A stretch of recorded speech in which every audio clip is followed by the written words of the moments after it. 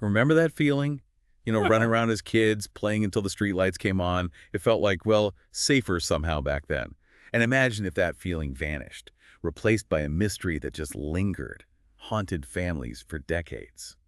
That's what we're diving into today, the case of Mary Frances Harvey, but everyone called her Frankie. She was just 13 years old when she vanished, just before Thanksgiving in 1980. It's a case that pulls you in right away. It's just a whirlwind of complications. A young girl found murdered in Massachusetts, a gravel pit, but she was last seen alive in Rhode Island. It's a jurisdictional nightmare, honestly, and investigators are still trying to piece it all together 45 years later. Yeah, and it all starts with a frantic phone call. Yeah. Picture this. A reporter calls the Wreatham, Massachusetts Police Department, asking about a body found in a gravel pit. The police were totally blindsided. They had no idea what this reporter was talking about. So they rush to the scene, and it's just chaos. Reporters everywhere, state police trying to take control, and no one really understands what happened. It really shows you how investigations, especially back then, could be completely derailed by communication breakdowns. I mean, that initial confusion, the jurisdictional issues between the state and local police, it really cast a shadow over everything. And in the middle of all of this, they find the victim. They thought she was much older at first. And there's a note tucked into her pocket addressed simply to Frankie from someone named Sharon. It's just an ordinary note, friendly, but in this context, it's chilling. It is a fascinating piece of this puzzle. It's a little window into Frankie's life, just days before she disappears. A possible connection to someone who might know something, but, well, so far it hasn't given us any real answers. And at this point, they don't even know who she is. So they release a photo to the media, hoping someone will recognize her. It takes a week. But finally, an uncle in Rhode Island calls and identifies her. He was the one who told him she was just a child, a 13-year-old girl. And that's when everything takes this heartbreaking turn. We learn Frankie had a rough childhood, going between foster homes. She was known to hitchhike, trusted people easily. She had run away before. It paints a picture of a girl who was vulnerable, trying to find her way in a world that hadn't always been kind to her. Right, and her aunt and uncle, they had this plan, this hopeful Thanksgiving plan. They were going to pick her up from the Marathon House. It was a girls' home in Providence, Rhode Island. But then they got that call. Frankie had run away. There was already a missing person report filed. That delay, that gap between when she disappeared and when they found her body in another state, that's something you see a lot in missing person cases, especially with young people. And back in 1980, communication between states wasn't what it is now. They lost so much valuable time. It wasn't until that uncle saw her picture in the paper that everything started to make sense. But by then, a week had passed. A week of not knowing, fear, and then tragedy. The investigation at the Marathon House didn't give them many answers. She hadn't been there long. Nobody really knew her. But they found out she spent time with some of the older girls there. And one of them remembered seeing Frankie at Federal Hill in Providence, talking to people in cars, waiting for someone. And this is where things get really interesting. The police interviewed two men who admitted they'd given Frankie and a friend a ride around Thanksgiving. The friend was dropped off, but Frankie stayed with them. And that's the last time anyone saw her alive. These men, even though they were eventually ruled out as suspects, they're still a big piece of this puzzle. What happened when they interacted with Frankie? Why did she decide to stay with them? Those are crucial questions. And then there's this whole T-Man thing. Someone called the police and told them to look for a man who went by that name. She claimed he was involved with a lot of girls from the Marathon House, had a reputation for trafficking them. She even said she'd been introduced to this T-Man by Frankie herself. It adds this really dark and disturbing element to the case. The possibility of trafficking, it raises the stakes so much, adds a level of complexity that's tough to untangle. And the fact that this guy was known to carry a gun and that he was linked to Frankie, it's alarming. But no one seemed to know his real name, what he looked like, anything that could lead the police to him. It's a dead end. It's like a ghost story hanging over the whole investigation. That's a common problem with cold cases. As time passes, it gets so difficult to track people down, especially people who live on the fringes of society. Memories fade, people move, witnesses might be afraid to come forward. Yeah, so by 1981, Frankie's case goes cold. Detectives retire, new cases come up, years go by. And then 13 years later, a letter arrives at the Wreatham Police Department. It claims Frankie was last seen with a pimp named Johnny at a truck stop. A little flicker of hope rekindled. That letter, even though it turned out to be unreliable, it reminds us that even after years of silence, one little piece of information can bring a case back to life. It doesn't matter if it's credible or not. It can spark new questions, new leads, maybe even a renewed sense of determination. The police looked into everything the letter said, but the trail went cold again. No evidence to back up the story, no trace of Johnny or the truck stop. Another dead end. Then in 1998, Frankie's brother Michael reached out to the police. Michael was only 6 when his sister vanished. He wanted to know if anyone was still looking for her killer.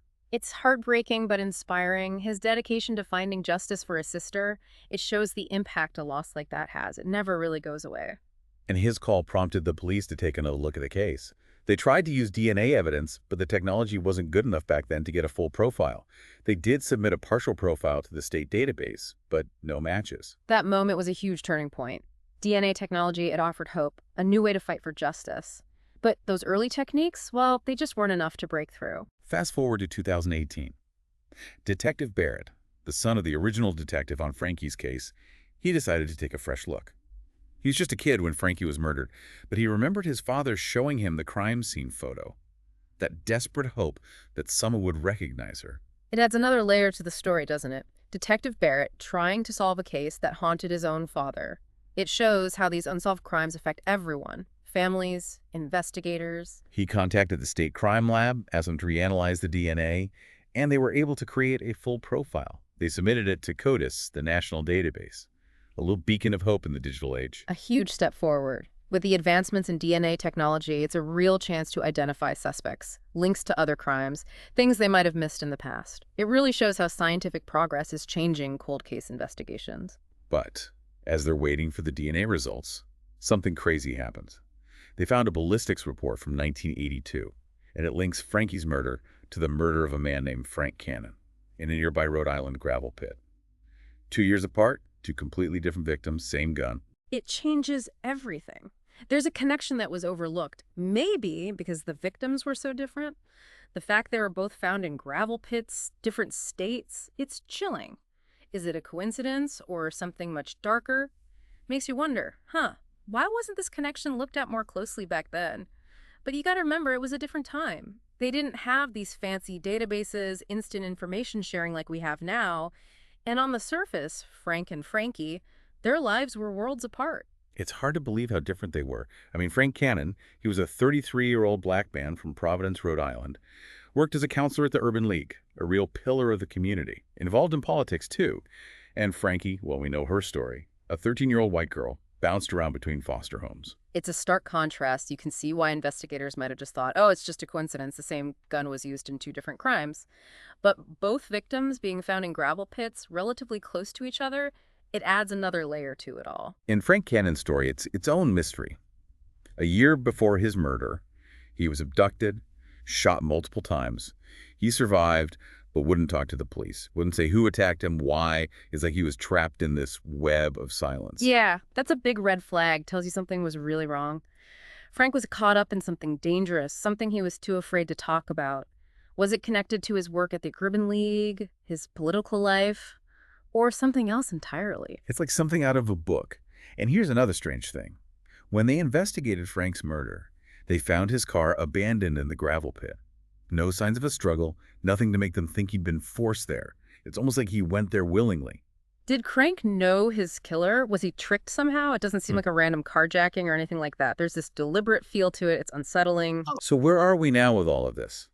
Well, Detective Barrett, he's convinced there are no coincidences, especially in this case.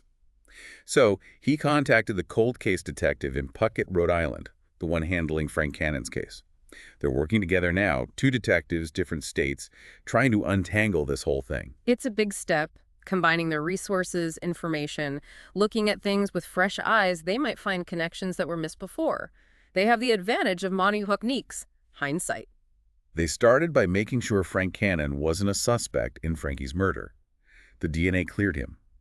But now they're digging deeper, looking for any possible links between them, anything that connects their lives. Everything's on the table: organized crime, motives, any overlap in their social circles, however unlikely. Remember, Frankie hung out with older teenagers. Some of them might have been involved in things that put them in Frank's world. And of course, T-Man, he's still out there. They haven't given up on finding him, hoping someone somewhere knows something. It might seem like a long shot looking for a ghost from the past, but they can't ignore it. He was involved in trafficking young girls. Frankie knew him. It could lead them right to the truth. And this is where you come in, our listeners. Think back to the early 1980s. Were you in Providence, Rhode Island? Does the name T-Man sound familiar? Even a small detail could help. This kind of public information is crucial. Someone might have a memory, something they heard, something they didn't think was important at the time. But to the detectives, it could be the missing piece. And they're not just relying on memories. Detective Barrett and the detective in Rhode Island are using everything they can.